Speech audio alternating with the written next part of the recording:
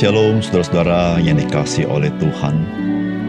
Perjalanan kehidupan orang percaya diliputi oleh harta-harta yang berharga yang Tuhan sediakan, yang perlu kita gali, kita garap, dan kita menemukannya, saudara.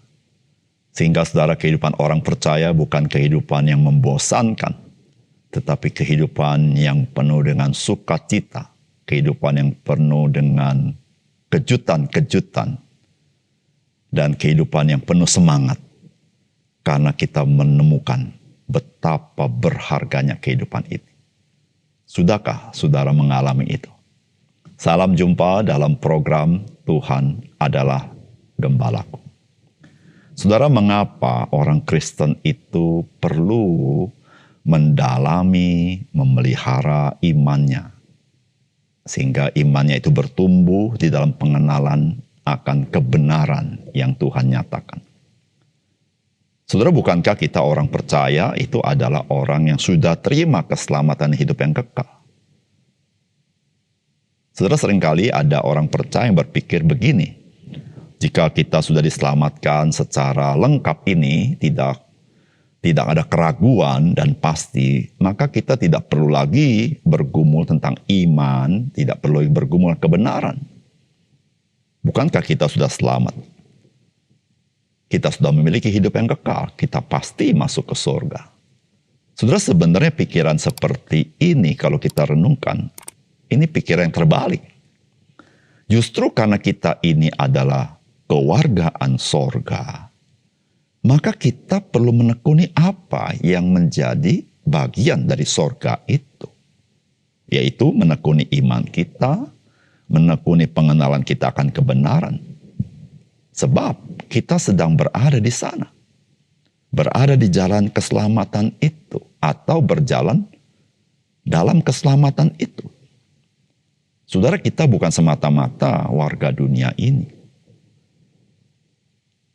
Sebagai warga dunia, saudara, kita masih memerlukan untuk mengenal dunia kita dan bagaimana perubahan-perubahannya. Apatah lagi, saudara, kita ini adalah kewargaan sorga. Oleh karena itu, saudara, sebagai orang Kristen kita tidak berhenti untuk menekuni iman kita dan pengenalan kita akan kebenaran daripada Kristus. Saudara, mari kita membaca Titus pasal 1 ayat 1-4. Dari Paulus, hamba Allah dan Rasul Yesus Kristus, untuk memelihara iman orang-orang pilihan Allah dan pengetahuan akan kebenaran seperti yang nampak dalam ibadah kita. Dan berdasarkan pengharapan akan hidup yang kekal yang sebelum permulaan zaman sudah dijanjikan oleh Allah yang tidak berdusta. Dan yang pada waktu yang dikehendakinya telah menyatakan firman-Nya dalam pemberitaan Injil yang telah dipercayakan kepadaku sesuai dengan perintah Allah, Juru Selamat kita. Kepada Titus, anakku yang sah menurut iman kita bersama, kasih karunia damai sejahtera dari Allah Bapa dan Kristus Yesus Juru Selamat kita menyertai engkau. Saudara yang dikasihi oleh Tuhan, kita hari ini memulai perjalanan iman kita bersama dengan surat Rasul Paulus kepada anaknya yang sah, yaitu Titus. Saudara, surat ini ditulis oleh Rasul Paulus dari kota Nikopolis. Ditujukan kepada Titus yang masih melayani di Pulau Kreta. Kurang lebih tahun 63 Masehi. Saudara, Rasul Paulus itu lepas dari tahanan pertama kalinya di kota Roma yang tercatat di Kisah Rasul.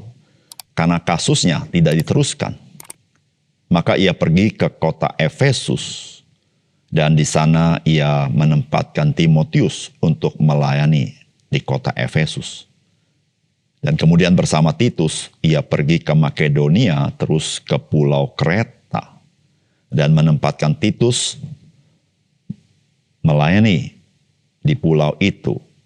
Saudara, kemudian Rasul Paulus itu pergi ke bagian Akhaya, yakni sampai di kota Nikopolis. Dan di sana, saudara, dia menulis surat pastoral kepada Titus yang dia percayakan menggembalakan di Pulau Kreta.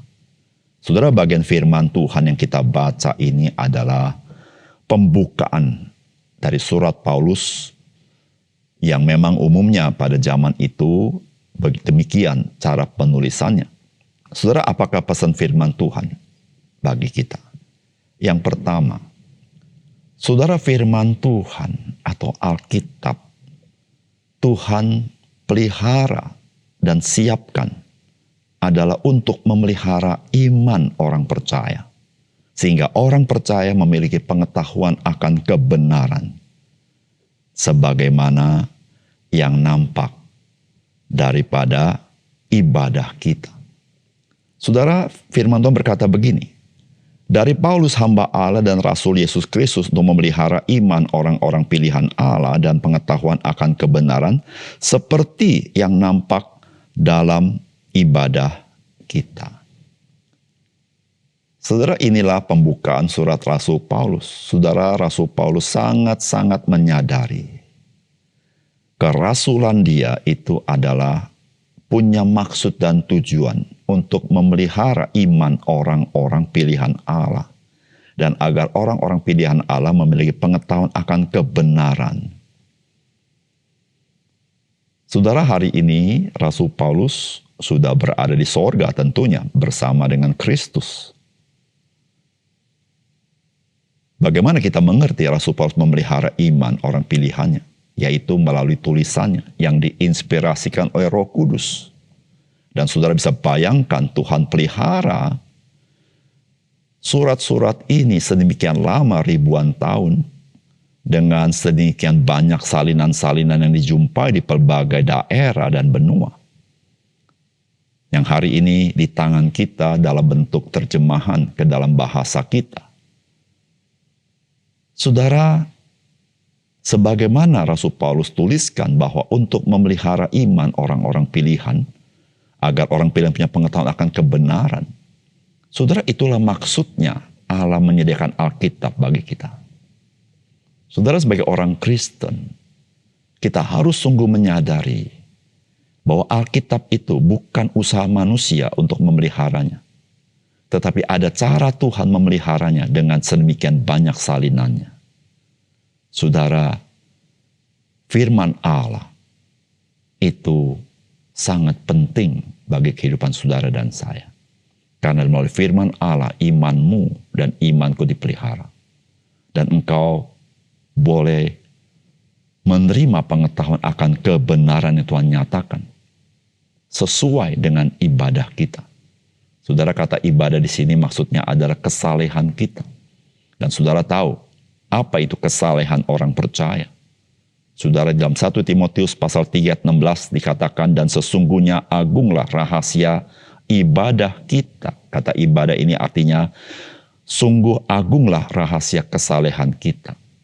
Yaitu dia yang telah menyatakan diri dalam rupa manusia, dibenarkan dalam roh, yang menampakkan dirinya kepada malaikat-malaikat, diberitakan di antara bangsa-bangsa yang tidak mengenal Allah, yang dipercaya dalam dunia, diangkat dalam kemuliaan.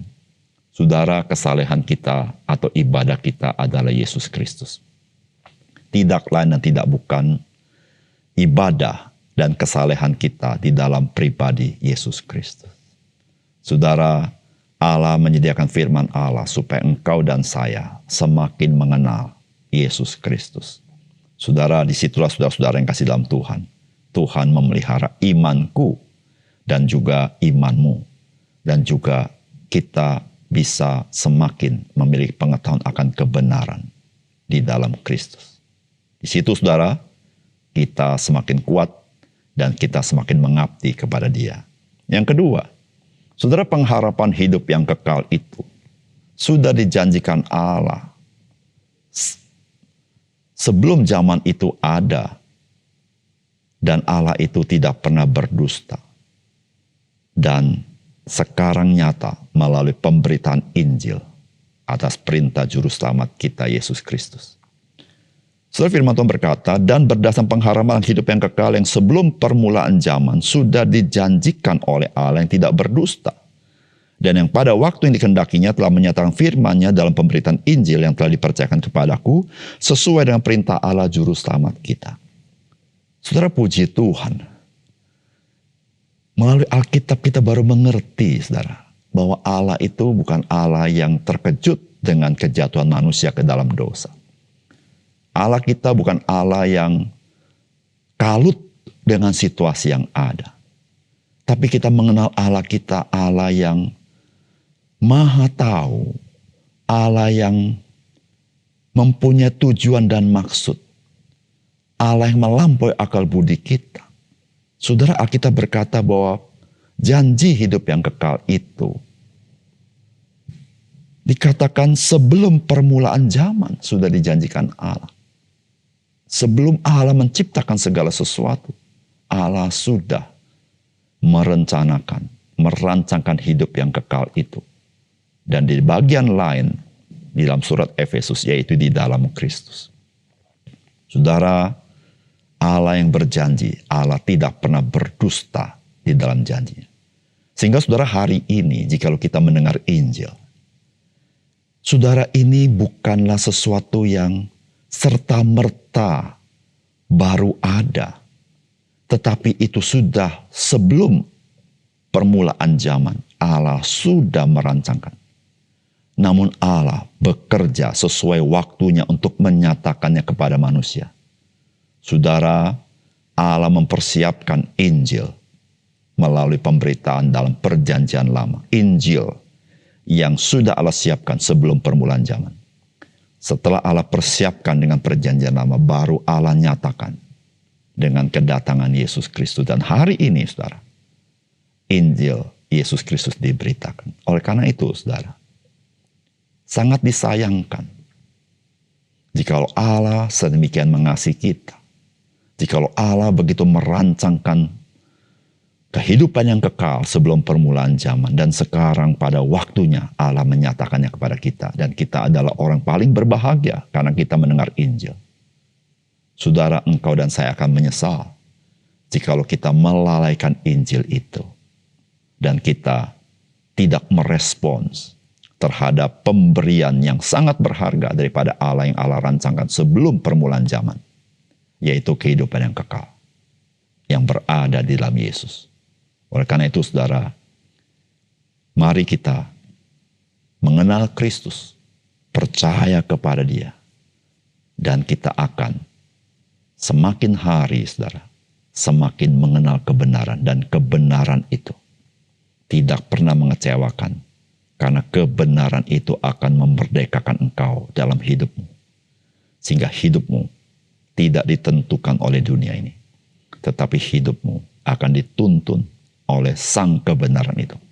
Yaitu Yesus Kristus sampai kepada kita menerima kemuliaannya. Mari kita berdoa. Bapa surga, terima kasih untuk kebenaran firman-Mu. Kami bersyukur betapa ajaib Tuhan itu. Engkau yang memelihara kami dengan firman-Mu. Engkau memelihara kitab suci dengan otoritas dan kedaulatan-Mu, dan Engkau memeliharanya dengan cara-Mu sendiri. Jikalau kami bisa memegang Alkitab hari ini, kami bersyukur kepada Tuhan. Ya Tuhan, terima kasih. Tuhan, melalui firman-Mu kami mengerti bahwa keselamatan hidup yang kekal Tuhan sudah rancangkan sebelum permulaan zaman. Sebelum ada zaman itu, Tuhan sudah sediakan. Dan hari ini kami mendengar Injil, sesuatu yang Tuhan sudah rancangkan. Kami berterima kasih kepada Tuhan. Dalam nama Tuhan Yesus kami berdoa.